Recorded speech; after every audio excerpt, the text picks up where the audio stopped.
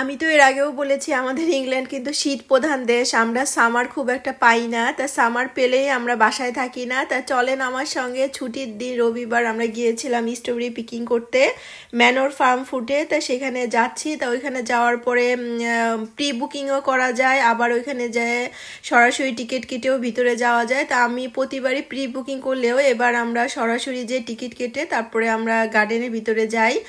যে এই সবুজের মাঝে লাল টুকটুকে স্ট্রবেরি অনেক ভালো লাগে। আর এই দিনের ওয়েদারটা অনেক সুন্দর ছিল। ওরা এরকম ওপেন স্পেসেও স্ট্রবেরি রেখেছে, আবার যে শেডের ভিতরে সেটাও আছে, কিন্তু এই রোদের ভিতরে যেটা সেই স্ট্রবেরিগুলো অনেক মিষ্টি।